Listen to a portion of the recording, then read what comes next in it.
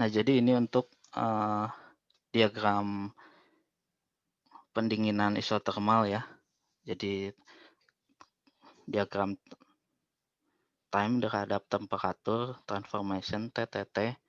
Nah, Anda diminta buat jalur pendinginan isotermal untuk menghasilkan struktur mikro. Yang pertama adalah 100% perlitnya kasar, kemudian seterusnya ya. Jadi dibuat jalurnya bagaimana, gambarnya seperti itu. Jadi untuk yang A ini ya, yang 100% perlit kasar itu, struktur mikro akhirnya 100% berarti dia sudah melewati perlit finish-nya ya. Nah, kira-kira ya perlit kasar itu ada di daerah ini yang bagian atasnya, di atas nose ini. Di bawah ini perlit halus, ini bayonet halus, kemudian bayonet kasar di sini.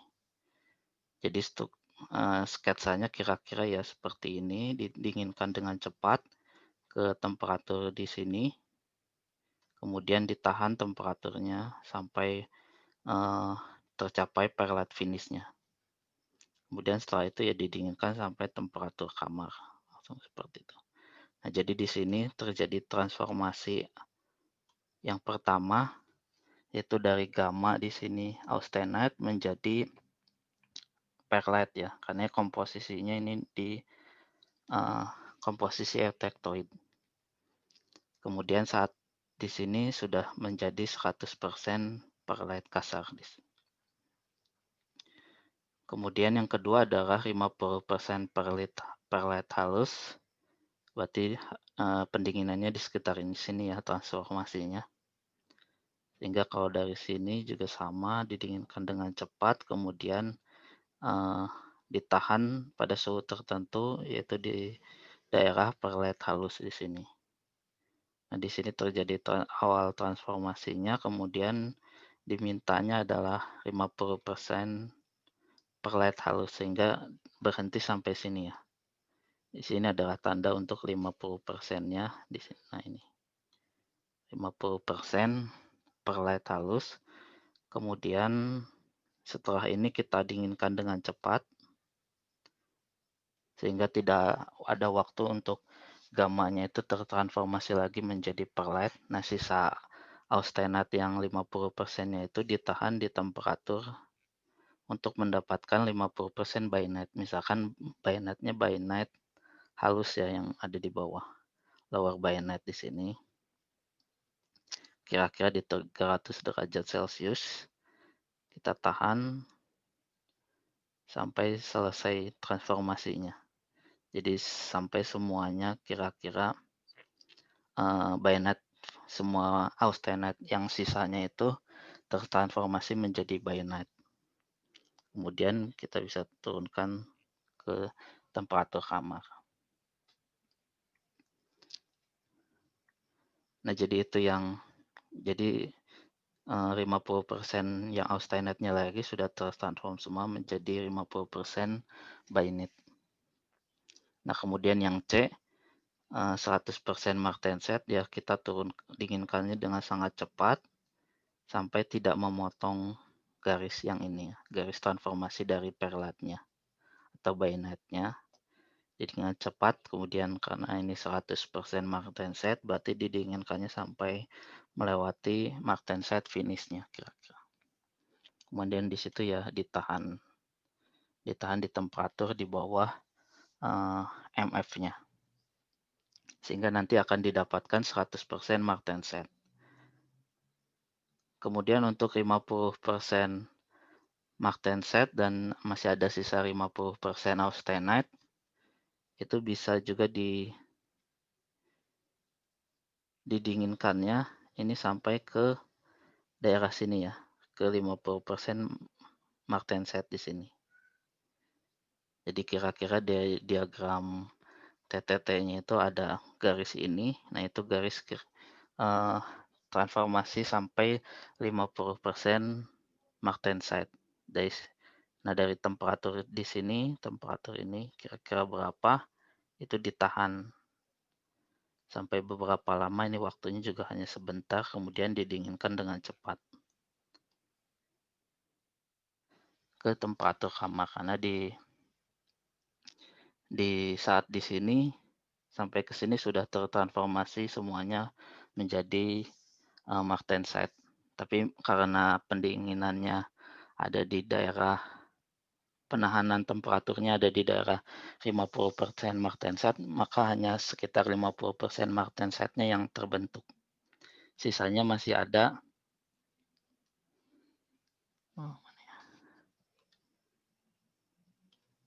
sisanya masih ada 50% dari austenite. Jadi seperti itu ya. Ini tadi yang A, kemudian ini yang B, ini yang C, yang D, yang terakhir yang ini.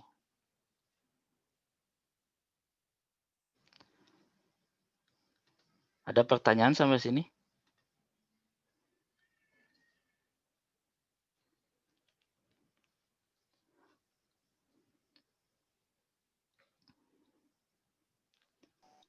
Ada yang ingin ditanyakan?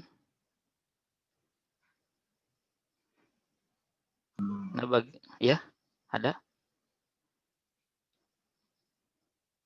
Nah, bagaimana jika ingin mendapatkan 100% Bainat?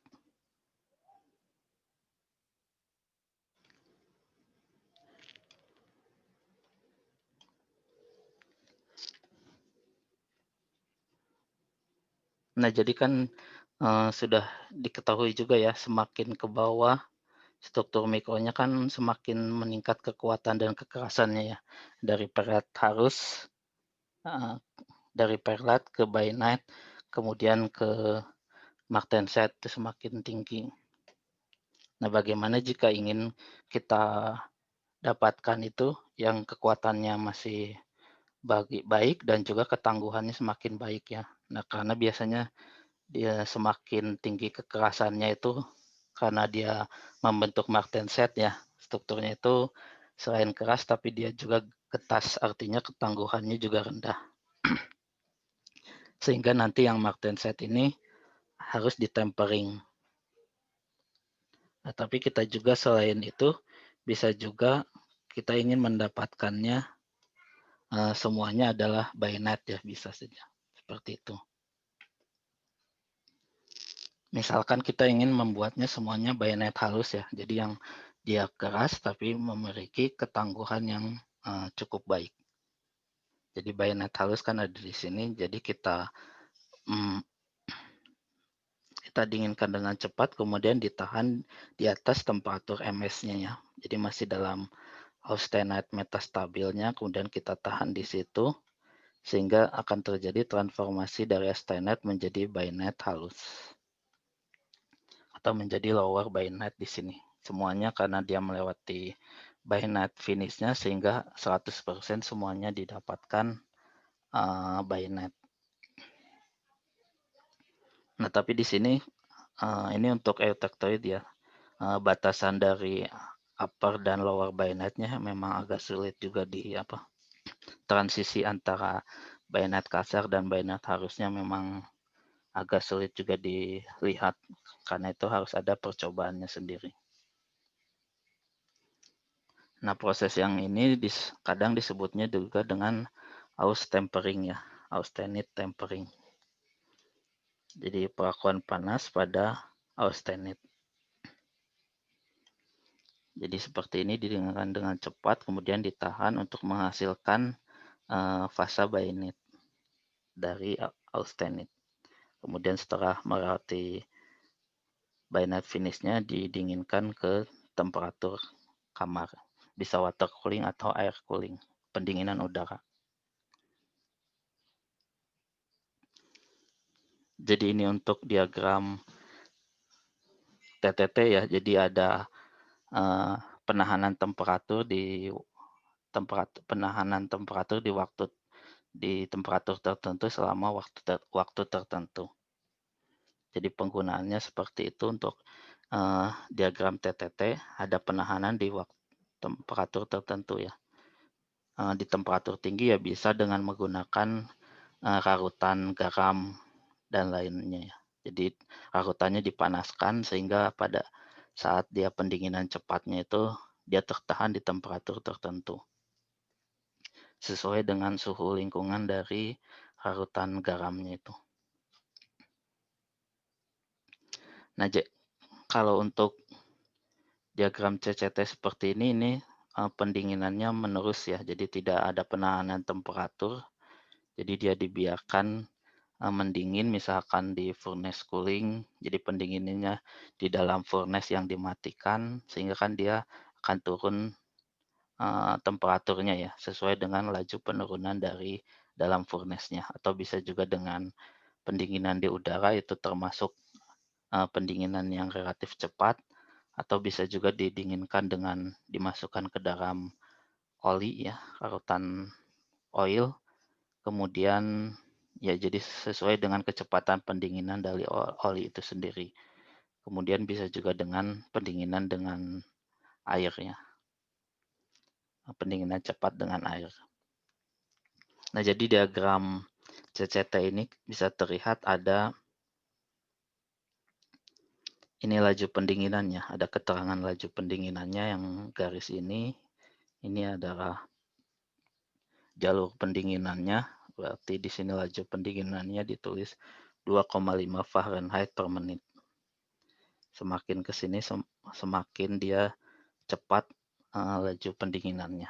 Jadi di sini 10, 50 sampai di sini 16.300 Fahrenheit per menit ya. Nah, kemudian ya jadi harus dilihat misal laju pendinginannya berapa, terus kemudian struktur mikro yang dihasilkan seperti apa.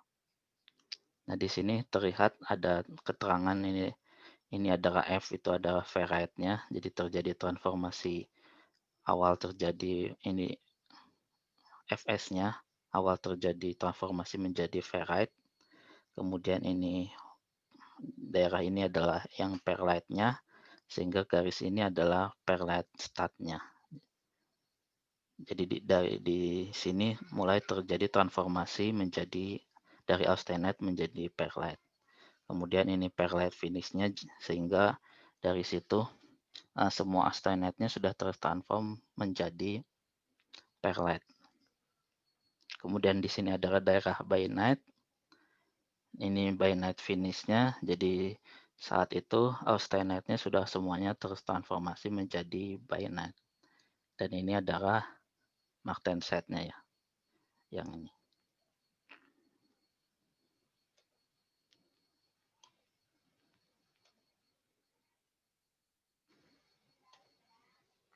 Nah, jadi misalkan laju pendinginannya 2,5 Fahrenheit per menit, struktur mikro yang nanti dihasilkan itu yang ini ya, di sini mulai terjadi transformasi menjadi ferrite, kemudian di sini transformasi menjadi perlite, dan ini sudah selesai semua transformasinya menghasilkan 50% ferrite. Ini ada keterangannya di titik ini, itu terjadi transformasi menjadi 50% ferrite dan kemudian 50% perlite. Yang semakin cepat laju pendinginannya juga hampir sama, menghasilkan 50% ferrite, 50% perlite, sampai ke sini ya, sampai ke kira-kira 1200 itu dia akan menghasilkan 30% di sini ya. Di sini sampai ke 30% ferrite, kemudian di sini sisanya austenite-nya tertransformasi menjadi 70% perlite. Nah, kemudian yang ini menjadi 10% ferrite dan 90%-nya adalah perlite ya. Ini sudah 100%, berarti semuanya sudah austenite-nya sudah tertransform. Untuk yang ini 8% ferrite, kemudian 85% perlite, dan juga ini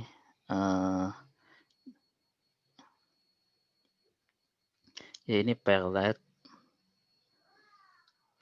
finish-nya ya. Jadi di sini masih 85% perlite, 98% ferrite. Kemudian di sini mulai tertransform bainite start-nya ya. Kemudian di sini bainite finish-nya, sehingga saat dia selesai sudah terbentuk 6% bainite ya, yang ini. Ini 6%, Nah, kemudian masih ada sisa ya, 85 ditambah 8 tambah 6 masih 99%, ya kira-kira 1%-nya itu jika mengikuti di sini dia akan transformasi menjadi martensit ya, 1%-nya. Nah, jadi di situ berarti sisanya yang terakhirnya ya. Jadi 1%-nya martenset seperti ini 2% ferrit, kemudian 48% perlite, di sini 10% bayonet ya. Jadi 10 tambah 50 berarti sisanya adalah 40 ya. Sisanya 40% adalah martensetnya di sini. Jadi sudah terbentuk 40% martenset. Kemudian yang pendinginan yang paling tinggi 16.300 itu terbentuk 2% ferrit. Kemudian dia langsung tertransformasi menjadi bayonetnya. Ini masih ferrit. Areanya kemudian 3% bayonet, sisanya 95% adalah martensite.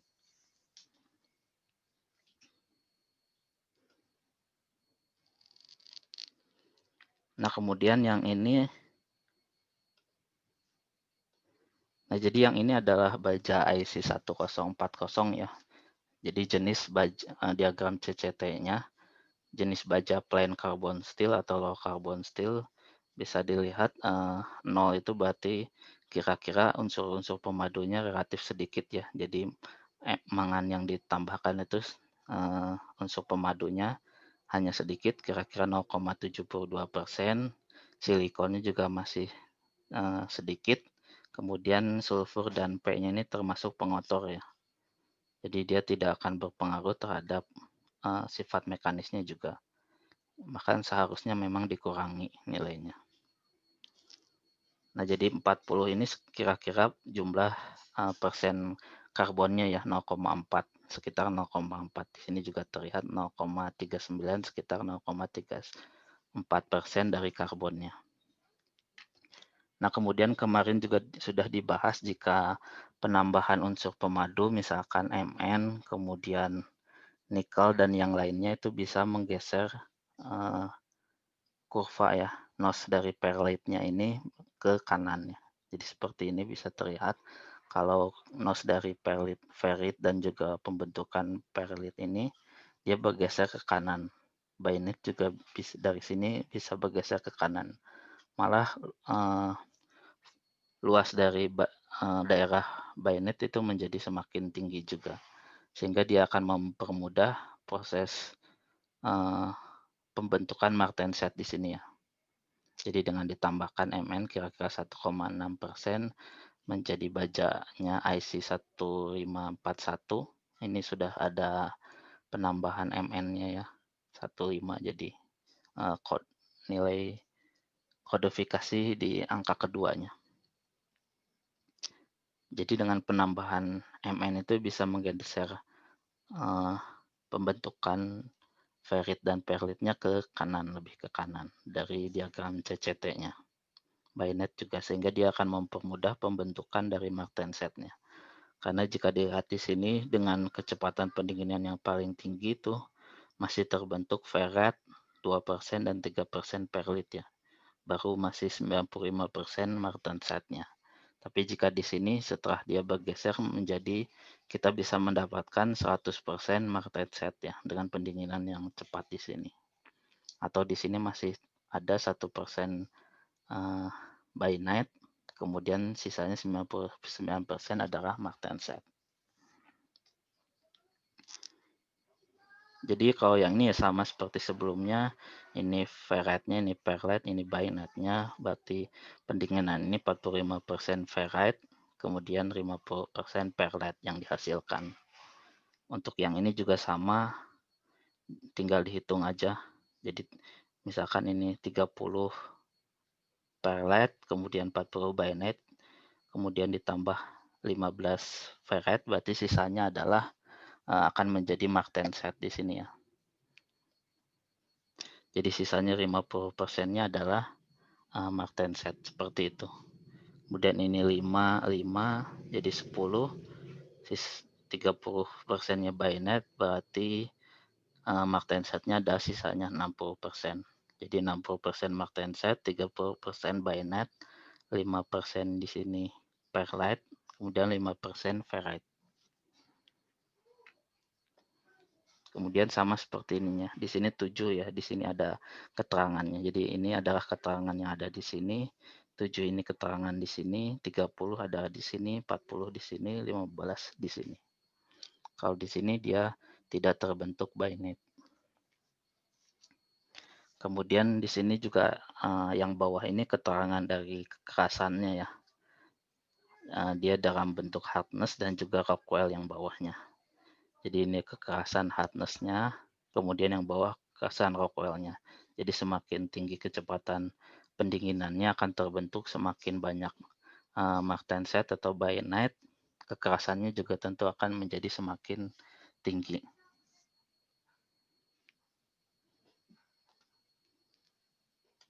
Oke, sampai sini ada pertanyaan? Yang baru bergabung mungkin tadi ada sempat yang tertinggal, ditanyakan saja jika masih ada. Pak, izin bertanya, Pak. Ya, silakan. Pak, saya Fatih izin bertanya. Ya, Fatih. Kan martenset itu terkenal keras dan getas ya, Pak. Biasanya kalau ingin memperlunak sedikit kan itu di tempering. Tempering, ya betul. Bedanya martenset yang telah di tempering sama tadi aus tempering yang alias terbentuk bayonet itu apa, Pak? Apa bisa dibandingkan lebih baik yang mana? Antara martenset yang telah di tempering sama bayonet. Bayonet kan juga keras tapi ketangguhannya masih cukup lah gitu ya kan, Pak? Iya. Atau sesuai pengaplikasiannya atau bisa lebih baik yang mana Pak antara dua itu?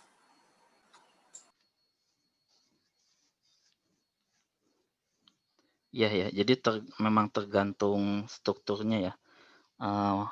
Memang perkembangan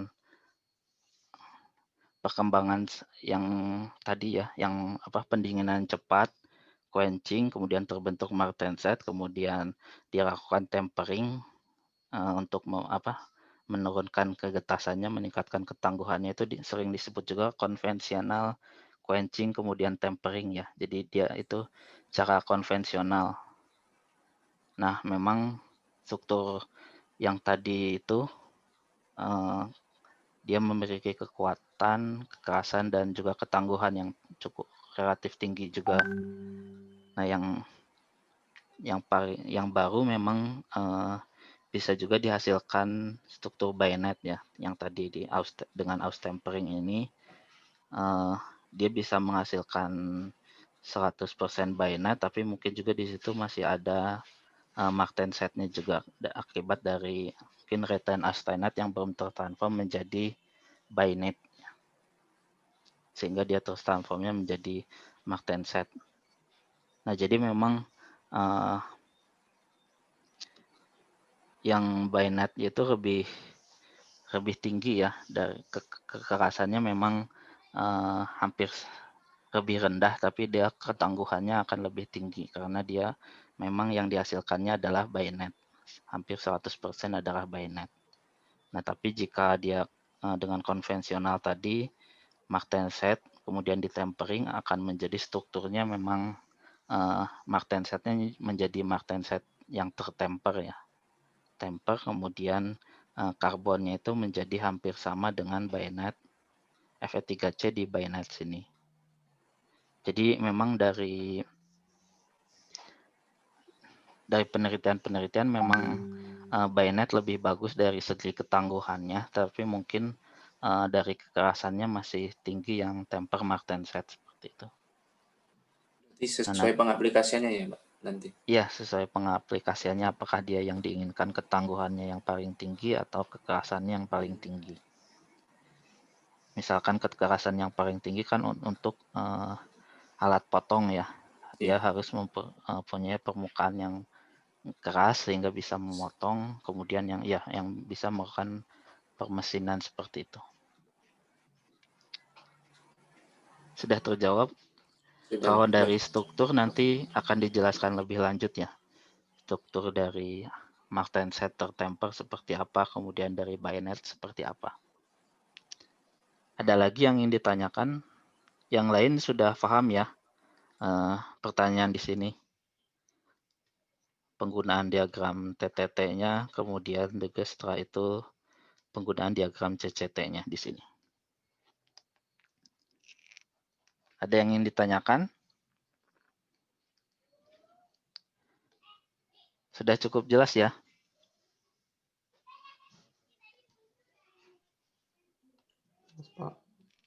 Sudah? Iya. Kalau sudah cukup jelas, saya lanjutkan ke transformasi perlitik ya. Ini penjelasan lebih lengkapnya lagi mengenai transformasi menjadi perlit, kemudian perbedaan struktur mikrobaja yang dihasilkan. Jadi perlit, martenset, kemudian bainite. Nah, ini pembentukan perlit dalam baja itu contohnya adalah di komposisi etektoid ya. Jadi saat dia pendinginan di bawah temperatur etektoidnya, dia saat itu langsung terbentuk struktur perlit seperti ini. Nah, yang pertama tumbuh adalah inti dari Fe3C ya, sementetnya. Jadi dari gamma ini, gamma karbon yang ada di gamma itu dia akan berkumpul membentuk Fe3C seperti ini. Nah, ini mulainya di batas butiran, kemudian dia memanjang ke arah yang inkoherennya seperti ini. Kemudian setelah itu akan terjadi pembentukan koloni perlitnya. Jadi di sekitar dari sini itu akan terjadi karena terjadi difusi karbon dari austenite ke Fe3C, maka di sekitar antarmukanya itu akan terjadi kekurangan dari karbon ya, karena menjadi inti Fe3C. Nah, kekurangan karbonnya itu akan terjadi pertumbuhan dari alfanya atau feritnya. Jadi ketika plat Fe3C terbentuk dari gamma, komposisinya adalah di etektoidnya 0,77% atau 0,8%. Pertumbuhannya memerlukan pasokan atau fluks karbon dari gamma ke sini ya. Jadi ada difusi dari gamma ke antarmuka Fe3C-nya. Kemudian semakin menebalnya platnya ini, jadi bentuknya plat, maka pasokan karbon melalui mekanisme difusi ini menyebabkan daerah gamma yang ada di sekitar antarmukanya di sekeliling plat Fe3C yang tumbuh akan kekurangan karbon ya, karena dia menjadi Fe3C. Artinya akan terjadi deplesi karbon di austenite di sekitar plat sementatnya. Seperti ini kan profil konsentrasinya ya. Jadi ini jaraknya, ini Fe3C-nya yang tumbuh, kemudian di keduanya ini adalah fasa matriks gamma-nya. Kemudian saat T awal ya tadi ada difusi dari sini ke sini, tapi saat T1 itu difusinya masih cepat ya. Jadi masih sampai ke sini depresinya, kemudian setelah T tertentu T2 misalkan dia ke garis kesetimbangannya 0,02 kesetimbangan alfanya, kemudian dia baru terbentuk ke 6,67 untuk pembentukan Fe3C-nya. Jadi seperti yang mikrostruktur yang ada di dalam tugas itu ya. Ini komposisi bajanya, kemudian ini komposisi karbon yang setimbang dengan fasa alfa, komposisi karbon yang setimbang dengan fasa Fe3C-nya. Jadi di sini di sekitar sini akan terjadi depresi karbonnya nanti ya. Seperti tadi dijelaskan, antarmukanya terjadi depresi karbon ini pada saat pembentukan dan pertumbuhan plat sementite-nya. Kemudian karena terjadi depresi karbonnya di sini akan terjadi pembentukan dari alfa ya, plat alfa, atau artinya karbonnya akan terreject dari alfa ini ke sini atau ke bagian sininya. Jadi karena di sini depresi alfa sampai ke misalkan ke daerah kesetimbangan alfanya 0,02, maka nanti di sini akan terbentuk pembentukan dari fasa alfa, di mana kan kerarutan alfa di dalam kerarutan karbon di dalam alfa itu terbatas. Jadi seperti itu, kemudian karena di dalam alfa itu karatannya terbatas, maka akan ada karbon yang ter-reject ya. Karbon yang reject dikeluarkan dari alfa ini ke Fe3C ini sehingga ini bisa tumbuh lagi, kemudian atau bisa juga dari C ini karbonnya ini ke gamma di sini ya. Jadi nanti di sini akan terjadi daerah yang lebih banyak karbonnya seperti ini. Jadi awalnya lebih banyak saat T3 itu masih cukup cepat waktunya sekitar segini konsentrasi karbon di antarmukanya, kemudian setelah beberapa lama akan bisa sampai ke komposisi untuk pembentukan Fe3C-nya. Jadi di sini nanti itu akan terbentuk Fe3C lagi karena dia sudah di antarmuka di sini sudah terbentuk karbon sebesar kesetimbangan untuk membentuk Fe3C yaitu 6,67% karbon. Ini saat pembentukan plat ferrit ya. Jadi nanti akan terbentuk struktur perlit di mana adalah selang-seling antara Fe3C dengan alfa. Dimulainya ya dari batas butiran gamanya ya. Nanti akan memenuhi dari butiran gamanya itu. Jadi selama pertumbuhan plat ferrit ini akan terjadi penolakan atau reject atom-atom karbonnya di antarmukanya ini. Di antarmuka ini paling banyak, kemudian setelah dengan berdifusi dia akan sama dengan komposisinya. Ke dalam fase induknya yaitu gamma, yaitu austenite di permukaan plat ferrit yang tumbuh. Kemudian menyebabkan penumpukan atau akumulasi atom-atom karbon di fase induk austenite-nya di sekitar pertumbuhan ferrit yang tumbuh. Jadi di sekitar sini ya, di zona difusinya terutama di sini. Akan ada penumpukan atom-atom karbonnya di sini, sehingga setelah itu akan akumulasi atom karbon ini suatu saat akan mencapai di sini, ini T awalnya, kemudian waktu awalnya, kemudian waktu terakhir akan mencapai di sini, kesetimbangan pembentukan cementite Fe3C-nya lagi sehingga akan terbentuk plat cementite pada permukaan ferrit di sini. Kemudian sama seperti ini juga nanti akan terjadi depresi atom karbon di sini sehingga nanti akan terbentuk alfa. Jadi seperti itu secara terus-menerus ya terbentuk koloni dari perlit. Nah, kemudian ini adalah struktur mikronya untuk baja hipoetektoid, etektoid, dan juga hiperetektoid ya. Ini hipoetektoid, jadi ini ferret yang pertama tumbuh adalah ferret primernya atau ferret etektoid ya, alpha proetektoid. Alpha proetektoid atau disebut ferret primernya, kemudian nanti dari situ di sekitar batas butirannya baru tumbuh menjadi perlitnya. Jadi komposisi yang selang-seling antara alfa etektoid karena terbentuknya di bawah susu etektoid dengan Fe3C. Kemudian ini struktur mikro perlit yang tadi dibahas itu adalah selang-seling antara Fe3C ya, biasanya yang hitam di sini, kemudian yang putihnya itu adalah ferritnya, alfanya. Kemudian yang hipoetektoid ini di batas butirannya yang tumbuh pertama kali adalah cementite-nya ya, Fe3C-nya.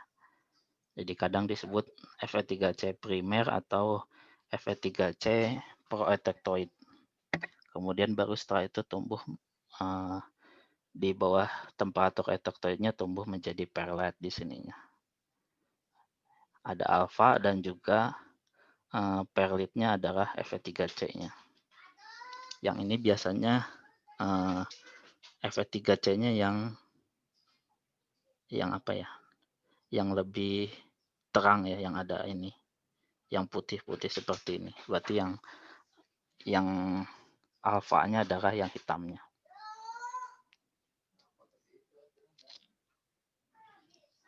Nah, jadi ini juga sama, ini struktur perlit. Jadi selang-seling antara plat ferrit di sini yang putih, kemudian yang ini adalah cementite-nya. Nah, kemudian perbedaan antara perlit halus dengan perlit kasar itu biasanya dilihatnya dari gimana plat cementite-nya ya, Fe3C-nya. Apakah dia ketebalannya halus atau kalau dia tebal itu berarti lebih kasar ya ukurannya di sini, ketebalan di sininya. Kalau dia tebal berarti disebutnya perlit kasar karena nanti bentuknya akan lebih besar. Kemudian jika lebih kecil seperti ini lebih halus. Jadi sebutnya perlit halus. Kemudian ini struktur bainat ya. Jadi yang jika di bawah nose dari etektoidnya, nose dari perletnya, dia akan membentuknya bainat seperti ini. Kemudian ini strukturnya adalah martenset ya. Struktur mikro dari lat martenset bisa terlihat. Lat itu artinya bentuk martensetnya itu lebih ke needle ya, seperti jarum seperti ini, relatif kasar, relatif menjarum. Kemudian ini bainat ya, terbentuknya yang sekitar sini ya. Yang ini adalah bainatnya. Ini adalah dari Fe3C yang terelongasi ya. Jadi relatif tidak seperti perlet yang selang-seling antara alfa dengan sementet. Di sini alfanya matriksnya, dan kemudian Fe3C-nya masih relatif kasar. Berarti dari sini bisa dilihat ini adalah bainat yang kasarnya atau upper bainat. Ya, jadi ini struktur microbainat, yaitu Fe3C-nya di dalam matriks alpha ferretnya itu terelongasi ya, seperti ini. Jadi yang ini seperti ini itu adalah Fe3C atau cementite-nya. Kemudian yang matriksnya adalah yang ini, bagian sininya. Sekitarnya itu adalah matriks dari alfanya. Nah, karena ukuran Fe3C-nya juga relatif besar, sehingga disebutnya bainat yang kasar, upper bainat. Kemudian ya ini upper bainat di sini di diagram isotermalnya berarti pendinginannya lebih tinggi ya dibandingkan lower bainat di sini. Nah, kemudian ini struktur microbainat ya, penjelasannya ini masih dalam bahasa Inggris. Berarti dia supersaturasinya lebih tinggi dibandingkan dari perlit ya. Jadi ada di bawah nose perlitnya. Jadi ada di bawah nose di sini, itu akan membentuk struktur dari bainat. Bainat ya, jadi campuran antara ferrite dan juga cementite. Kemudian tapi secara mikrostrukturnya berbeda ya, seperti di sini. Ini adalah struktur bainatnya ya. Struktur bainatnya memang hampir seperti menjarum atau menjadi plat. Kemudian ya di dalam situ adalah ada alfa, kemudian Fe3C-nya yang menjarum juga. Nah, kemudian pertumbuhan dari ferrite atau alfanya itu juga akan berbeda dengan perlit ya. Jadi dia disebutnya adalah ferrite-nya Widmanstätten ya, dari bahasa Belanda yang pertama menemukannya atau menamainya. Jadi bentukan ferrite-nya itu relatif menjarum seperti ini. Jadi saat awal dia akan terbentuk ferrite terlebih dahulu, kemudian di sekitarnya yang merah-merah itu dia akan terbentuk dari cementite-nya di sekitar dari ferrite yang tumbuh ini. Jadi ini ferrite-nya Widmanstätten, kemudian yang ini akan tumbuh, nanti akan membesar ya. Akan tumbuh membesar, akan menjadi seperti di sini. Jadi ini ferrite Widmanstätten yang pertama terbentuk, kemudian di sini akan ada di sekitarnya adalah Fe3C-nya ya, yang terelongasi, kemudian struktur dari Fe3C-nya lebih besar cementite-nya. Kemudian ya sekitarnya adalah awalnya kan austenite ya, masih austenite, tapi karena dia didinginkan dengan cepat maka sekitarnya menjadi martensite. Jadi ini contohnya juga, yang ini adalah bainite-nya, yang ini adalah martensite-nya. Setelah dia austenite-nya semuanya tertransform menjadi martensite. Nah, ini adalah Fe3C-nya. Nah, kemudian ini yang namanya lower by net. Jadi saat dia temperaturnya lebih rendah lagi, sehingga kan difusinya akan menjadi lebih sedikit ya. Difusi karbonnya menjadi lebih lambat,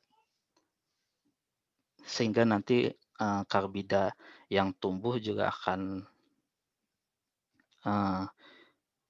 menjadi lebih halus. Jadi bisa lebih halus seperti ini. Ini adalah alpha ferrite-nya, kemudian ini karbida yang merah-merahnya. Jadi akan sedikit karena difusinya lambat sehingga karbida yang terbentuk juga relatif lebih halus ya, seperti ini gambarnya.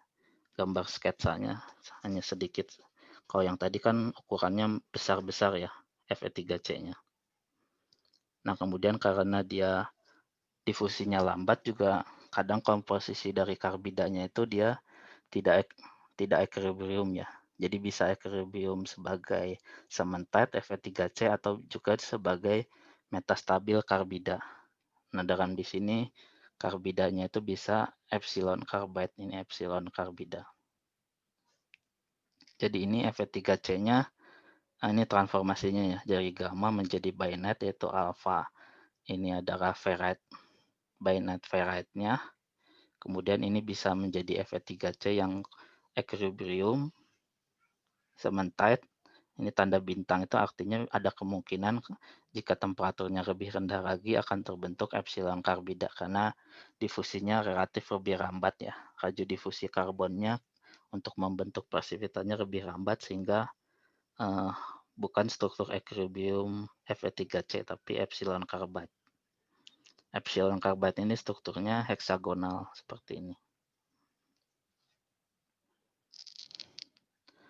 Nah, jadi ini strukturnya seperti itu.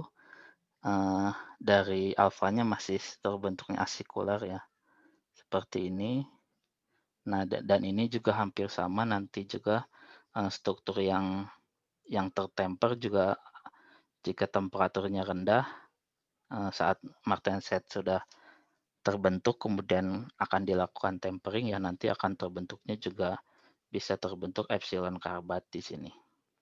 Jadi akan terbentuk karbidanya itu dari karbida yang terjebak di dalam martenset ini itu akan membentuk bisa epsilon carbide, kemudian jika temperaturnya lebih tinggi akan membentuk equilibrium cementite.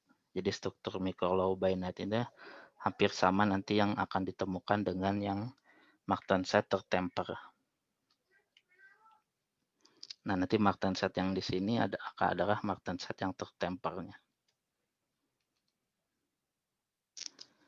Nah, jadi bisa dilihat kalau di sini bentuk ini ferrite atau bayonetnya asikular ya, seperti ini menjarum. Kemudian di dalamnya ini adalah ferrite-nya, matriksnya, tapi cementite-nya itu relatif lebih halus seperti ini. Jadi kalau yang tadi kan sketsanya yang upper bayonet itu lebih besar ya, seperti ini ke sini lebih panjang.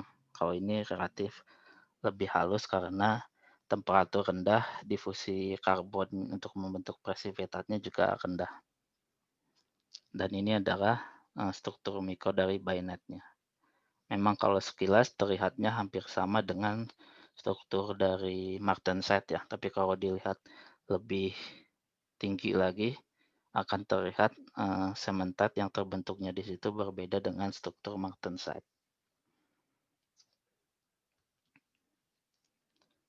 Baik, sampai sini ada pertanyaan?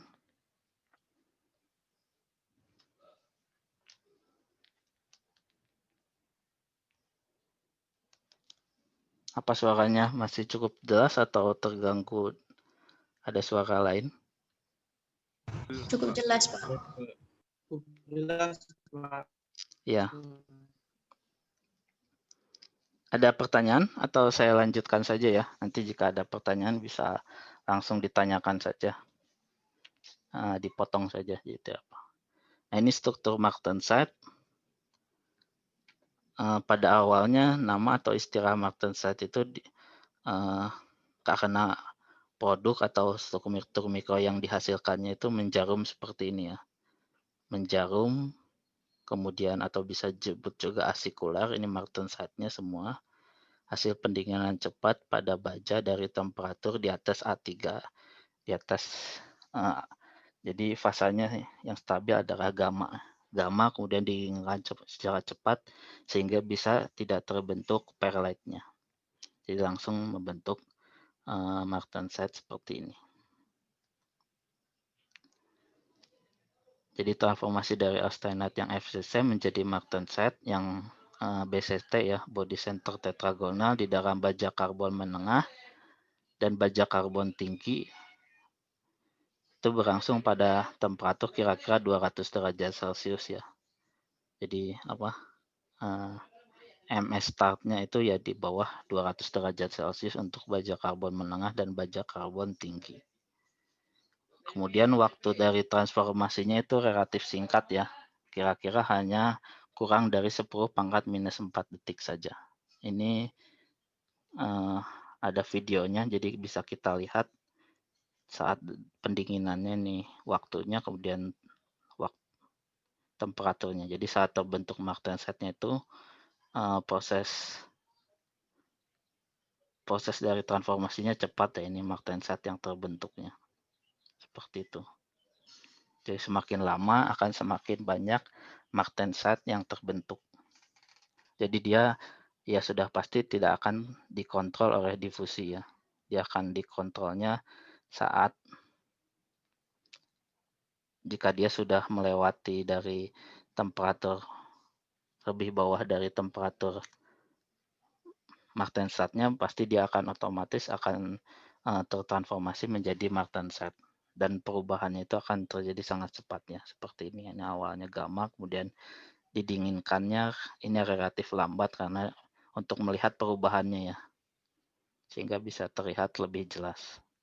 Kalau pendinginannya lebih cepat, maka nanti perubahannya juga akan lebih cepat juga.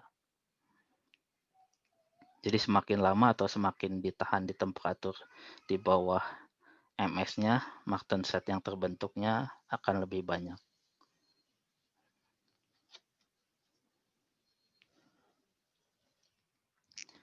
Ya, ini artinya juga bahwa transformasi martensitik ini tidak mungkin berlangsung melalui difusi ya, karena berlangsungnya cepat, sedangkan kalau difusi kan membutuhkan waktu untuk atom-atomnya bergerak. Misalkan pada transformasi austenite menjadi ferrite atau menjadi perlite. Itu akan terjadi proses pengintian terlebih dahulu, kemudian pertumbuhan dari ferrite atau perlite-nya. Nah, ini contohnya dari awalnya seperti ini. Untuk proses difusi yang seperti ini ya harus ada membutuhkan waktu. Dan juga ada aktivasi termal juga.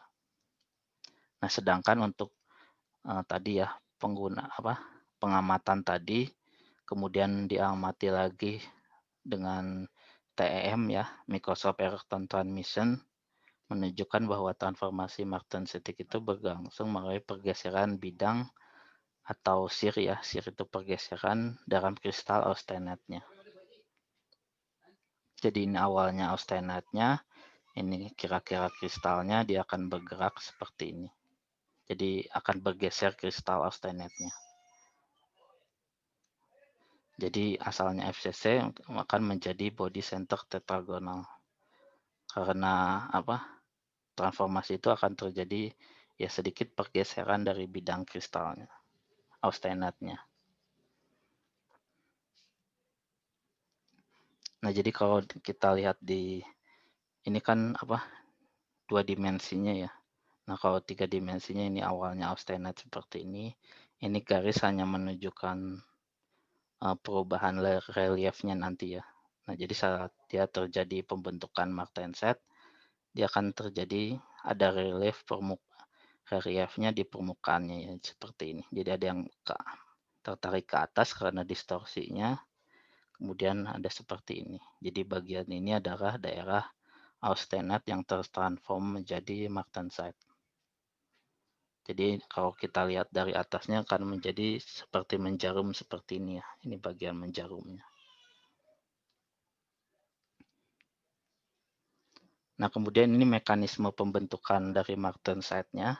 Jadi dari FCC ini akan menjadi body center tetragonal. kemudian distorsi kisi yang ditimbulkan dari sini menjadi ini, itu terjadinya karena upaya dari body center tetragonalnya BCT ini, ya, jadi ditunjukkan di A dan B ini BCT ya. Jadi ini A-nya sama, kemudian yang ke atasnya itu adalah ini masih A0 dari austenite ya. Jadi A0 austenite itu adalah yang ini. Jadi apa? Body center tetragonal itu bisa didapatkannya itu dari dua kristal austenite yang bertumpuk seperti ini. Ya ini austenite ya. Dua kristal austenite yang terbentuk, unit cell dari austenite.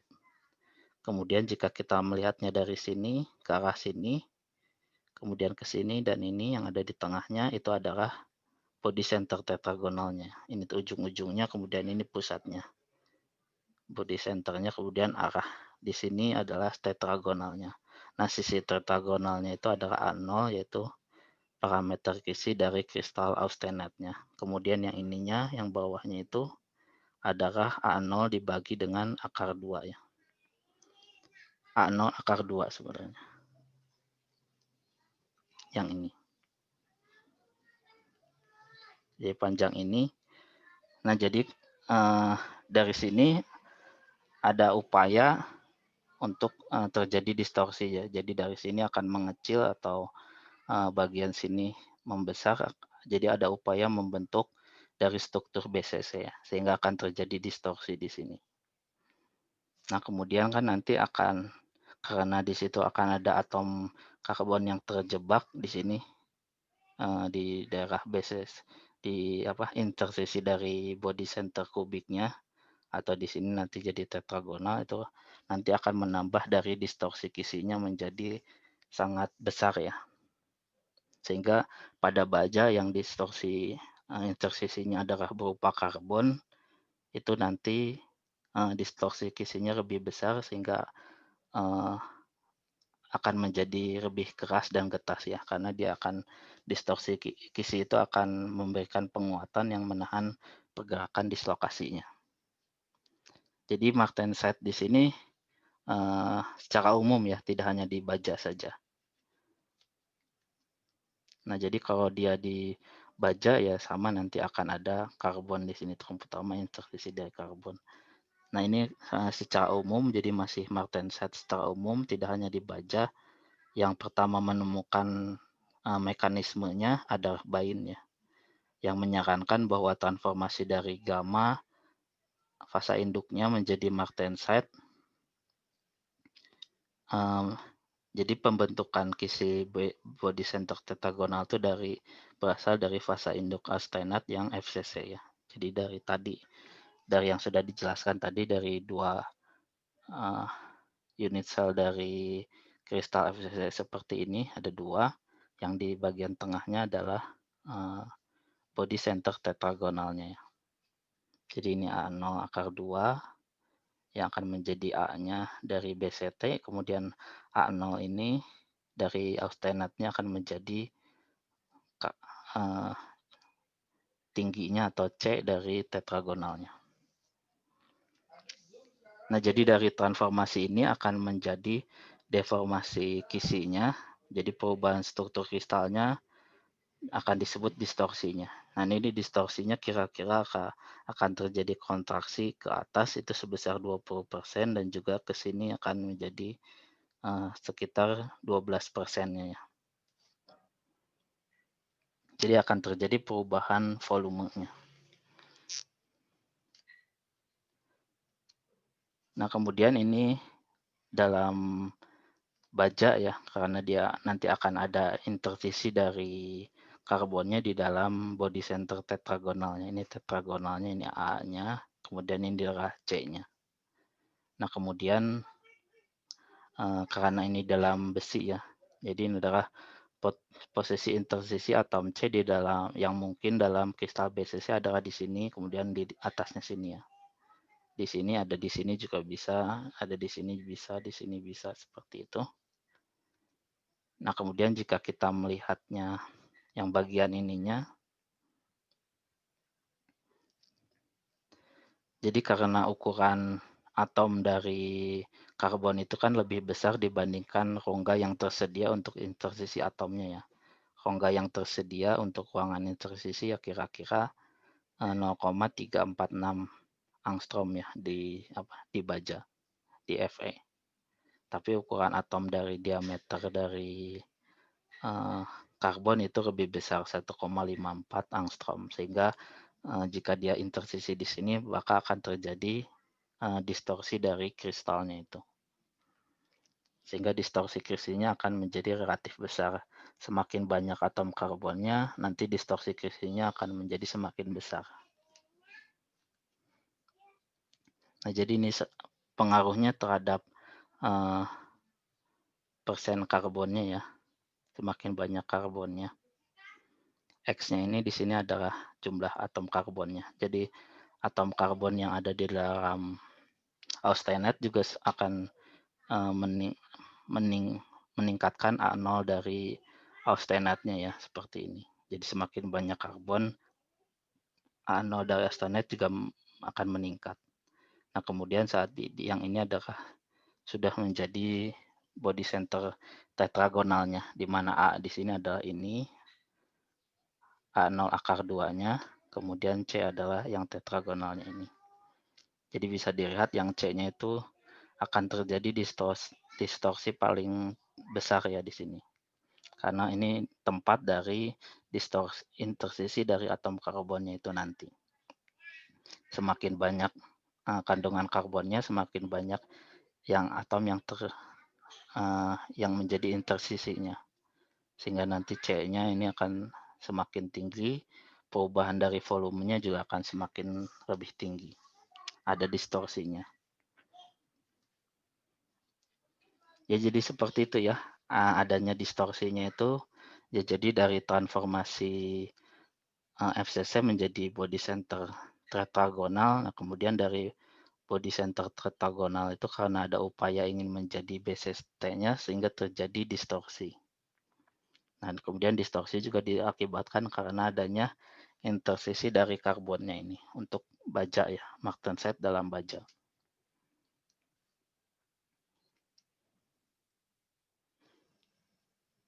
Kemudian ini konfigurasi kristalografi hasil transformasi martensite-nya ya. Jadi bisa distorsinya perubahan-perubahan distorsinya seperti apa ini ilustrasinya. Jadi ini misalkan fasa induk dari kisi fasa induk dari gamanya, austenite-nya, kemudian setelah terjadi distorsi dari transformasi martensite ini bisa ada dibagi 3 mekanisme ya.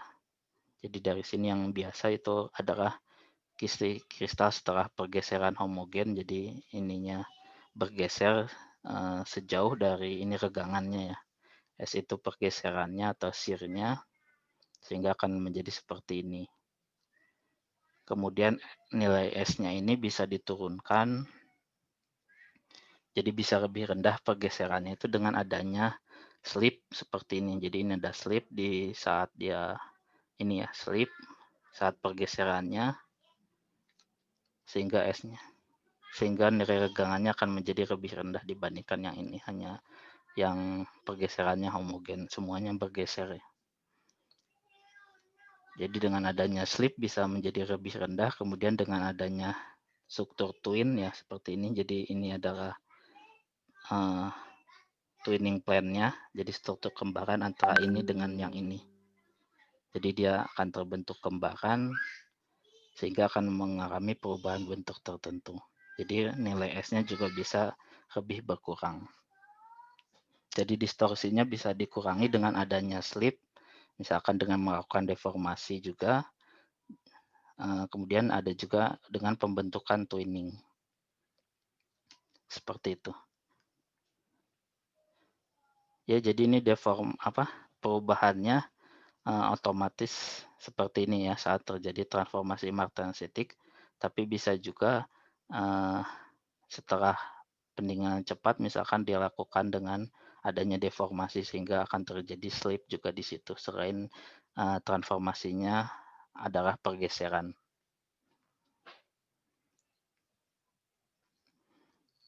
Nah, jadi ini untuk yang tadi twin ya. Twinning itu struktur apa? Termasuk deformasi juga ya. Jadi bisa deformasinya bisa dengan slip atau juga bisa dengan twin. Twinning ini terbentuknya seperti ini. Jadi asalnya matriksnya seperti ini, gamanya, kemudian twin ini ada ilustrasinya ada bagian regangan yang ini ke sini, ada satu lagi yang akan menggeser bagian atasnya ke sini, sehingga yang ini adalah twinning plane-nya. Nah, ini nanti akan menjadi sama seperti ini, dan jadi selanjutnya seperti ini ya, jadi twin-nya seperti ini. Jadi ini adalah yang twin matriksnya. Jadi pembentukan kembaran karena adanya tegangan geser di sini. Nah, ini deformasi geser yang terjadi ya dari asalnya di sini kan, awalnya di sini akan menjadi bentuk yang seperti ini. Nah, ini kalau dari struktur mikronya, plat kembaran yang terbentuk itu seperti ini bentuknya. Di dalam butiran dari gamanya itu. Nah, jadi memang hampir sama seperti martenset, tapi biasanya ini tidak ke ujung sini ya. Kalau martenset itu biasanya dari sini sampai ke ujung sini dan juga lebih lebih menjarum ya.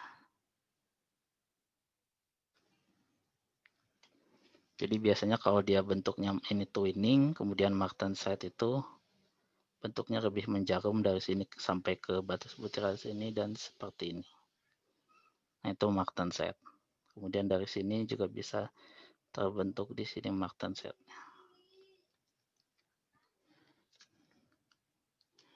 Nah, jadi ini reliefnya seperti ini twinning, jadi hampir memiliki kembaran ya. Nah, ini kalau di struktur mikro saat setelah metalografinya ya, struktur mikro baja yang membentuk twinning itu seperti ini. Jadi sama seperti ini, dia tidak sampai ke sini. Jadi ini saat belum terbentuk martensetnya. Jadi pembentukannya dengan deformasi twinningnya. Seperti ini yang ada di gambar situ. Jadi ini twinningnya tadi seperti ini ya ilustrasinya. Yang ini twinningnya. Jadi pembentukan twinning juga itu disebutnya adalah transformasi martensitic. Karena dia berlangsungnya dengan sangat cepat. Nah, kemudian martenset dalam karbon ya, FEC itu dikelompokkannya dalam dua tipe, yaitu lat martenset. Seperti ini, jadi bentuknya seperti menjarum ya, needle-like. Sebutnya lat itu untuk yang memiliki kerapatan dislokasinya tinggi atau tanpa kembaran. Strukturnya jadi tanpa ada twinning-nya. Ini biasa terjadinya saat konsentrasi karbonnya sampai 0,6%.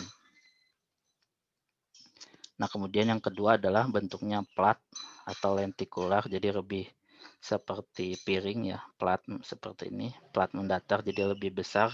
Kalau ini menjarum, ini plat. Kemudian ada juga bisa mengandung struktur twinning atau kembaran. Nah, ini adalah kembarannya. Jadi ada tanda ini adalah kembaran yang hampir sama dengan struktur yang seperti cermin seperti sebelumnya. Nah, ini strukturnya dapat martenset, kandungan karbonnya lebih dari 1%. Nah, jadi seperti ini adalah martenset yang kandungan karbonnya rendah di bawah dari 0,6%.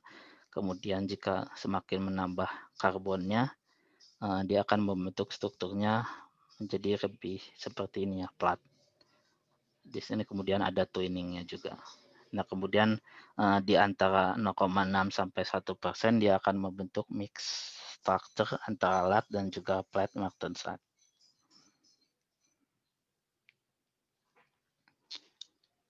Baik, sampai sini ada pertanyaan?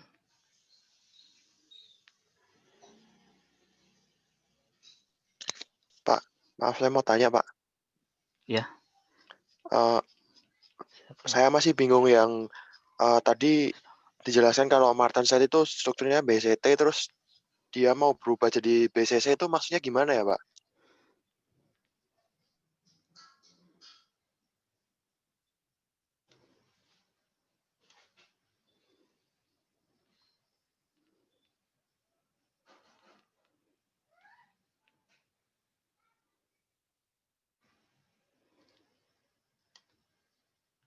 Ini ya.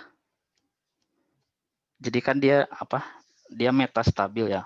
Martenset itu strukturnya kan body center tetragonal. Tapi dia metastabil artinya dia akan menjadi akan berusaha untuk menjadi bentuk yang stabilnya. Yang stabilnya kan di situ ada alfa ya, alfa dan juga Fe3C. Nah, jadi struktur yang BCT ini lama-kelamaan dia akan berupaya untuk menjadi mendekati BCC ya. Artinya dia nilai A0-nya ini dia akan menjadi seperti A ini ya. Jadi dia akan terjadi deformasi atau dia akan mengecil, kemudian yang ini akan menjadi membesar sehingga akan menjadi parameter kisinya akan hampir sama dengan BCC seperti ini. Jadi seperti itu.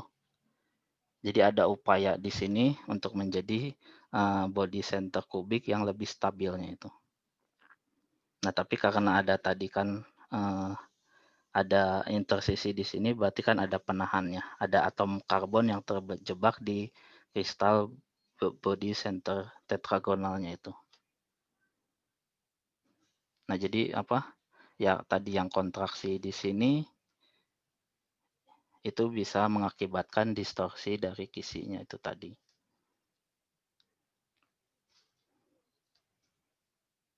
Gimana? Apa sudah menjawab? Jadi dia ingin ingin menjadi yang struktur yang stabilnya ya. Jadi yang struktur stabilnya adalah BCC, tapi kan di sini juga ada karbon yang terjebak di sini.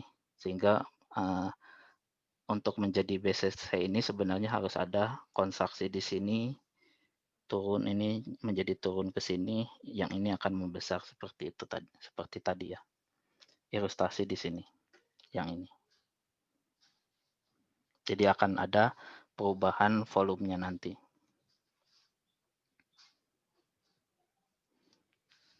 Gimana? Ada yang masih ditanyakan atau kurang jelas? Pak, saya mau tanya lagi, kalau Ya. secara kinetika itu dia dari proses Martenset untuk balik jadi body center kubik itu memakan waktu Lama sampai juga berapa itu. lama, Pak? Kayak tahunan atau bulan atau gimana, Pak? Terima kasih. Kalau dia didiamkannya tetap di temperatur kamar ya Martenset tanpa ada itunya menjadi alfa lagi ya tanpa dinaikkan temperaturnya, tempering atau lainnya, dia masih tetap dalam Martenset seperti ini. Waktunya bisa tahunan juga karena dari dekomposisi dari Fe3C menjadi karbonnya itu juga kan lama juga. Oh iya, Pak. Terima kasih, Pak. Ya, jadi ini masih ya disebutnya upaya ya. Jadi keinginan dari sini akan menjadi ke sini. Akan mendekati sebenarnya. Jadi sebenarnya ya tidak akan menjadi sama seperti yang stabilnya sama body center kubik. Tapi ada upaya seperti itu. Ada lagi yang lain? Pak, saya mau nanya, Pak. Ya. Saya kan pernah lihat orang bikin pedang ya, Pak. Itu waktu di quench itu bisa bengkok, Pak, itu Pak pedangnya. Itu kira-kira ada kaitannya dengan transformasi Martensit nggak, Pak? Terima kasih. Waktu didinginkan dengan cepat kemudian dipukul-pukul seperti itu atau gimana? Enggak, waktu di quench langsung ya. bengkok itu, Pak. Oh, ada bengkok itu, ya itu namanya pendinginannya terlalu cepat, jadi ada perubahan volume ya. Karena kan di sini tadi disebutkan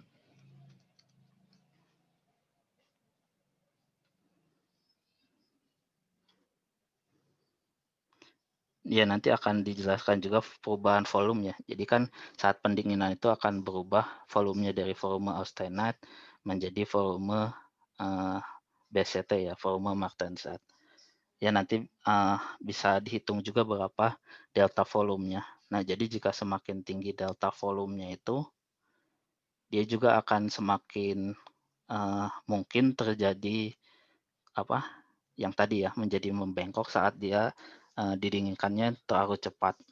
Jadi pendinginannya mungkin itu terlalu cepat sehingga perubahan volumenya itu akan menjadi lebih cepat juga.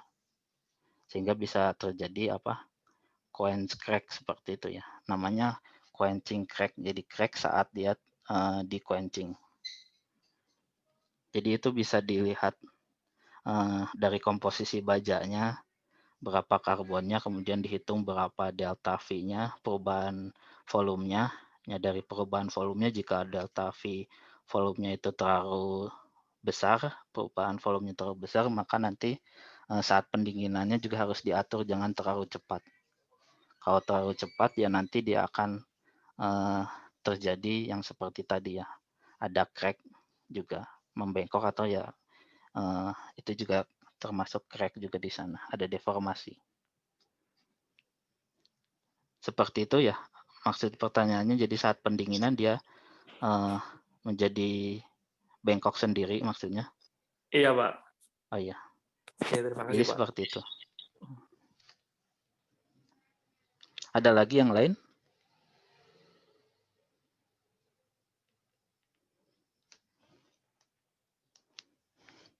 Jika tidak ada, kita lanjutkan ya. Ini yang terakhir. Jadi transformasi martensitic yang di dalam non-ferrous ya. Jadi transformasi ini, karakteristik dari transformasi martensitic ya sudah dijelaskan sebelumnya. Ini sangat cepat perubahannya, kemudian tidak memerlukan adanya aktivasi termal, kemudian memiliki komposisi kimia yang sama ya. Jadi disebutnya diffusionless phase transformation. Kemudian selama tempat transformasinya dia cenderung menjaga tetangga aslinya. Jadi di sini akan tetap bergeraknya seperti ini ya. Dia tidak akan ada perubahan dari atom sini pindah ke sana jarak jauh. Jadi dia menjaga tetangga aslinya atau seperti militer ya. Jadi dia akan tetap seperti di situ. Kemudian dia tidak melibatkan loncatan atom. Dan nantinya karena dia tidak ada difusi, berarti memiliki komposisi yang sama dengan komposisi dari fasa induknya. Kemudian ini 3 karakteristik yang ciri utama dari transformasi martensitic ya. Yang pertama ada displasif tadi, jadi terjadi pergeseran bidang kisi, distorsi kisi. Kemudian dia harus tanpa difusi, jadi tidak ada difusi dari misalkan pembentukan karbonnya ya.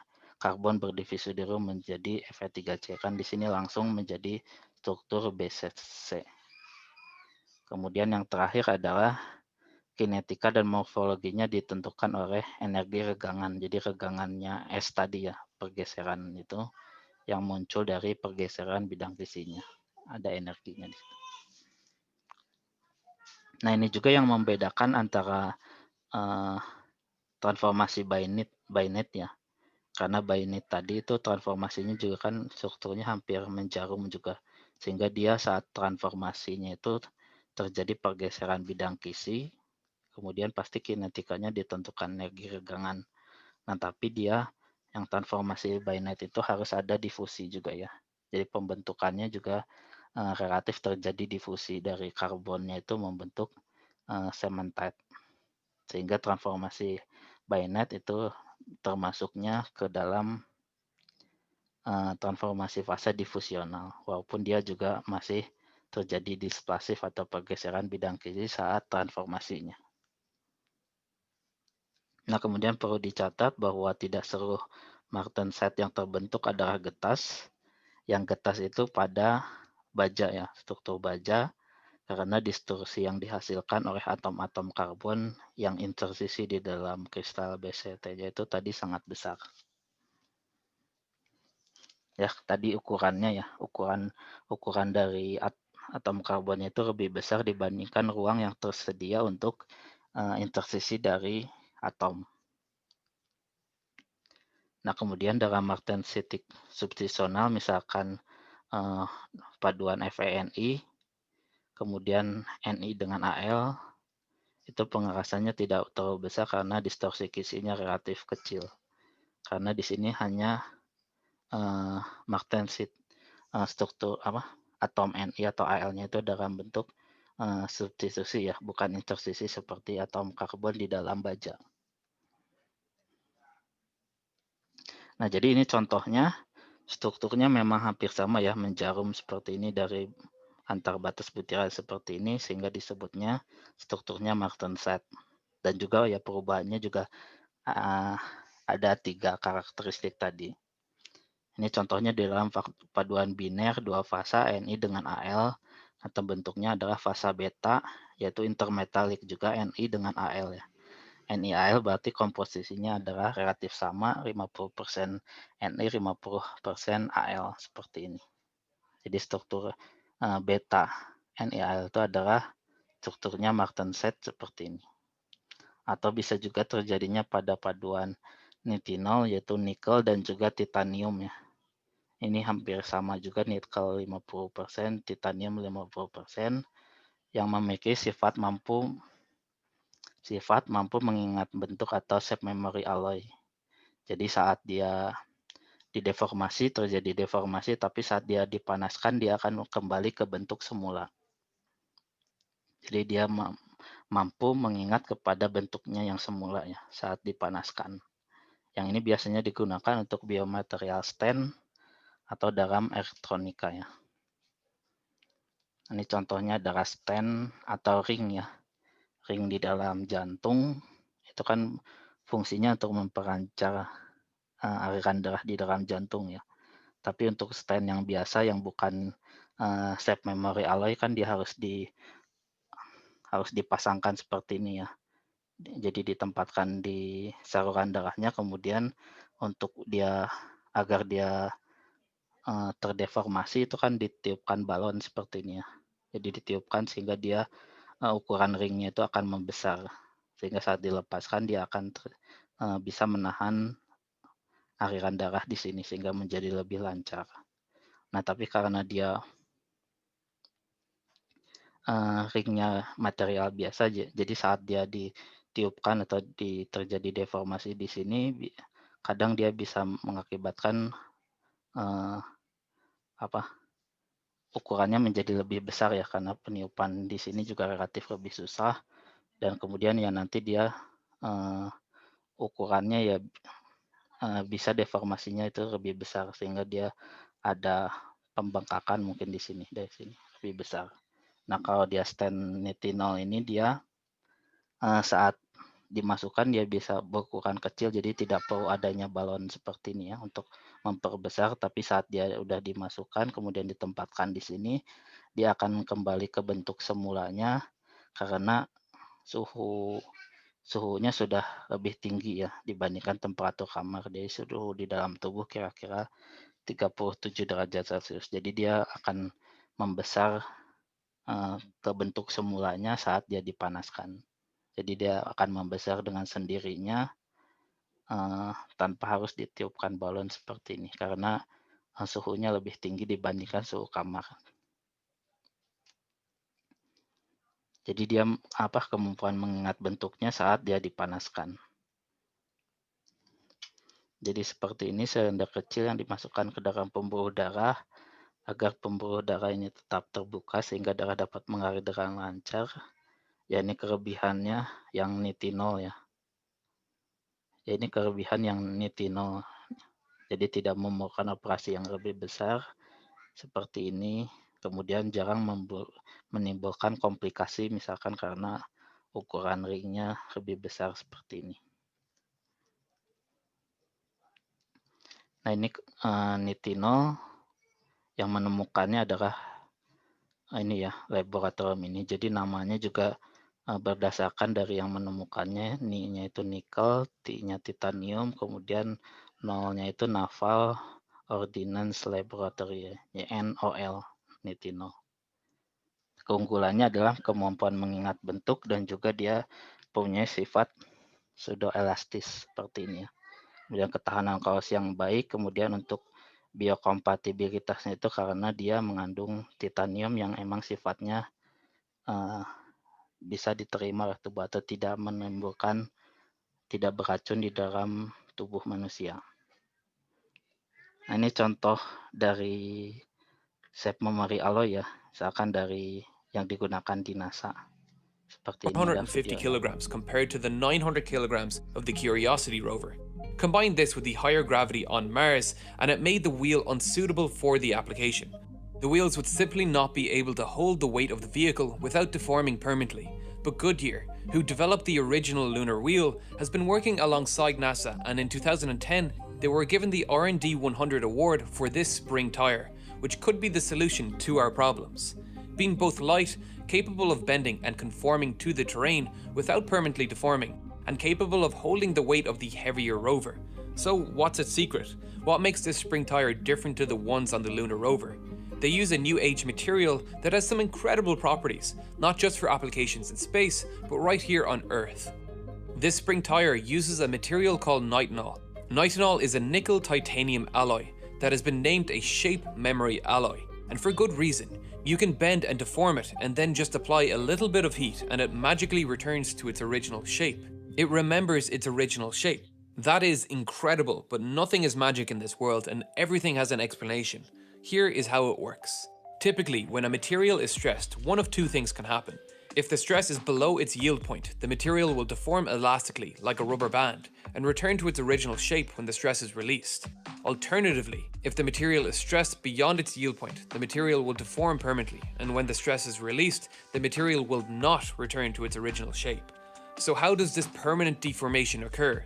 If the bonds are not broken, the material should return to its original preferred crystal lattice orientation, but when sufficient force is applied, small defects in the crystal lattice are able to move.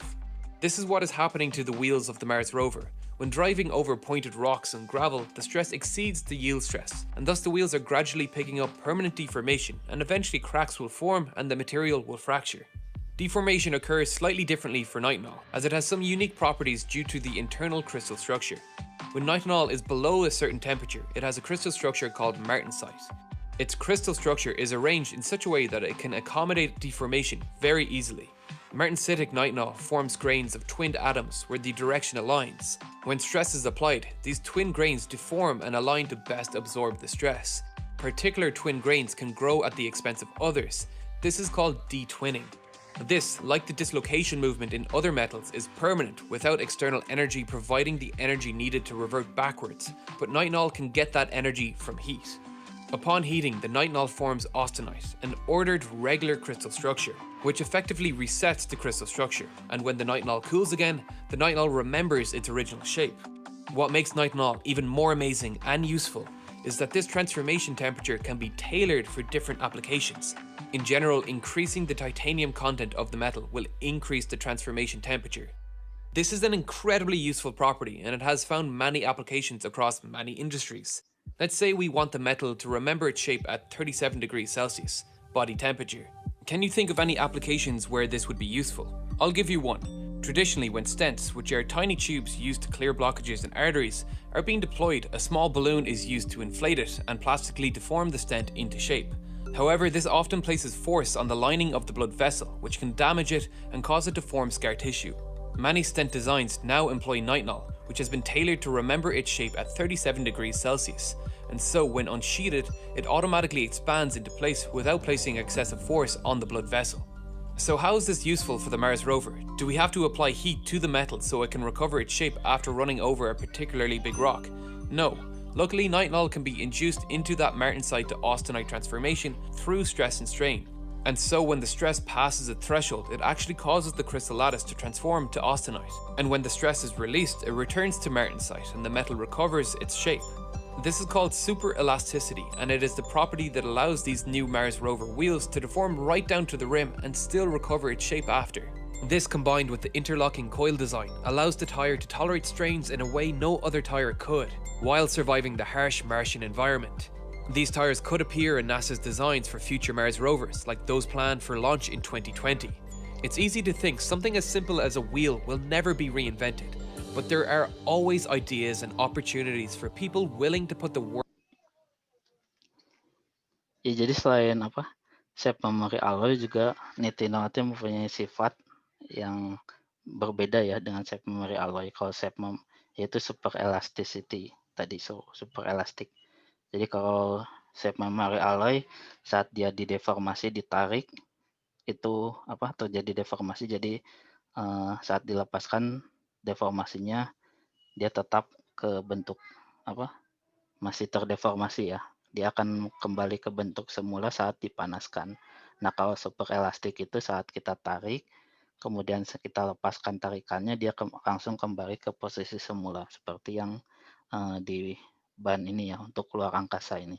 Karena kan di ruang angkasa itu temperaturnya sangat rendah, sehingga nanti akan perubahan struktur mikro. Dan ini juga akan menahan beban dari kendaraan luar angkasanya itu tadi, sehingga dia nanti saat dia ada deformasi seperti ini, dia akan terjadi deformasi, tapi saat dia sudah terlepas akan kembali langsung ke bentuk semula ya. Itu adalah sifatnya yang super elastik. Rapidly, the spring reforms. Kalau ini masih the shape memory alloy ya. Jadi seperti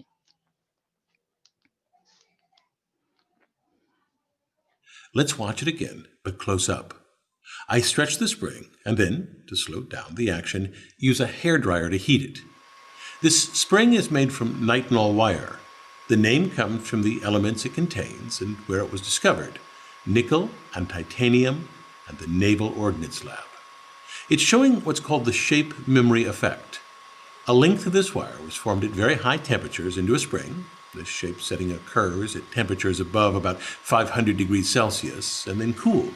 Almost no matter how it's bent at room temperature, it returns to its original shape when heated at 75 or not, is comprised of small grains that, depending on the material, are microns to nanometers across. And each grain is comprised of atoms arranged in a regular repeating pattern. If this metal rod were held at the top and stretched, then the grains might elongate. They can do this because the atoms inside move a bit. In a metal, bonds can reform more easily than in nonmetals, and so the atoms slip, although it's a ini untuk yang material biasa, two-dimensional version of the atomic structure of nitinol, but one that captures the essence of why it has a temperature-dependent memory. The crystallites in the small grains have a nice, tidy, highly symmetric arrangement. The atoms sit on the corners of squares. At temperatures above 500 degrees Celsius or so, the nitinol can be shaped into whatever form is useful. For example, the spring I showed you earlier. When it cools, the crystal structure, the arrangement of the atoms, changes only slightly. Notice that it's very similar. All the atoms are connected in the same way, but the nice, tidy squares are now rhombuses. Notice that even though the atoms move a bit, the overall shape doesn't really change. So, for example, if you fashioned a spring, it still looks like a spring. This doesn't seem very exciting, but this structure has a unique property. It's composed nitinol wire to a piece of copper wire. If I move the copper wire a bit and let it go, it returns to its original position. That's an elastic deformation. But if I go too far, it doesn't return to its original shape. That's plastic deformation. Compare that to this piece of nitinol wire. It shows that elastic response for small deviations, but if I do that same extreme deformation and then let go, the wire returns to its original state, even oscillating for a while. If I bend the wire into multiple loops and then release it, it becomes straight. The crystal structure is those tidy, neat squares at room. How do we set the memory shape? To set the shape that we want, we must hold the material in the austenite phase at high temperatures. Here, we have used screws to hold the wire in place on a metal plate, which we then put into the furnace to heat it. Inside the furnace, the wire transforms into austenite, which sets the memory shape. When we cool it down, it transforms into martensite, but it does so without changing the shape. In the graphic, you can see that the atoms have the martensite structure, but they align in a zigzag pattern so that the overall shape does not change. Now we can bend the wire however we like. The material does not change phase, but the alignment pattern changes slightly, so that they align in one direction. This results in a permanent shape change. Now, if we heat up the wire, it goes through the phase change from martensite to austenite, and it returns back to its original shape. We can repeat this for almost any shape we want.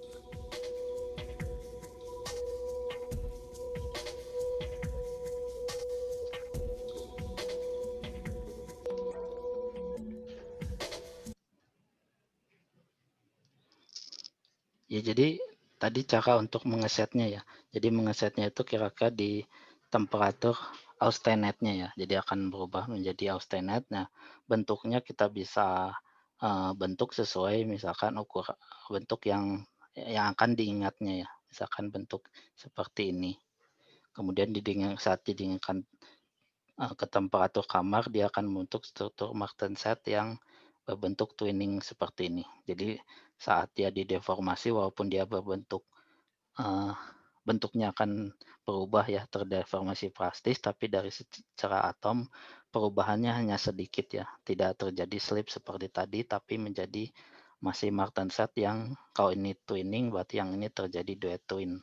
Jadi atom-atomnya masih menjaga atom-atom terdekatnya, sehingga nanti saat dia dipanaskan lagi dia akan berubah menjadi struktur austenite, di mana bentuknya akan sesuai dengan bentuk dari austenite yang diingatnya itu.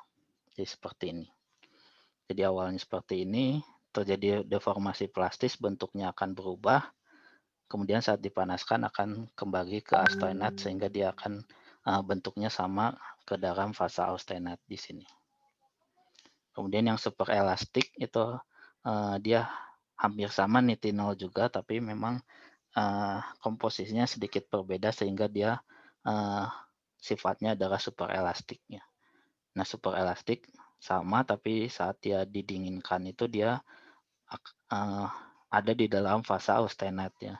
Jadi saat didinginkan berarti martenset statnya itu di bawah dari temperatur kamar, sehingga saat dia dideformasi dia terbentuk martenset, akan terjadi bentuknya martenset, tapi saat dia dilepaskan force-nya atau regangannya, itu akan dia kembali ke struktur kamarnya ya. Jadi kan dia di temperatur kamar, jadi dia langsung ke bentuk austenite yang masih di temperatur kamar seperti itu. Jadi dibedakan antara shape memory effect di sini, di mana kembali ke seperti semulanya harus dipanaskan, tapi kalau di sini yang super elastik itu pada temperatur kamar dia masih austenite ya. Masih austenite, sehingga saat dia ditarik dia akan langsung ke bentuk austenite-nya di temperatur kamar seperti. Jadi dia akan kembali langsung ke bentuk semulanya saat tarikannya dilepaskan. Nah, ini untuk yang stand tadi, jadi bentuk yang diingatnya itu harus saat dia di austenisasi ya, saat dia dipanaskan terlebih dahulu. Jadi ini wire-nya, nitinol wire-nya itu dirajut terlebih dahulu, kemudian nanti dipanaskan untuk mengingat ke bentuk yang austenite-nya.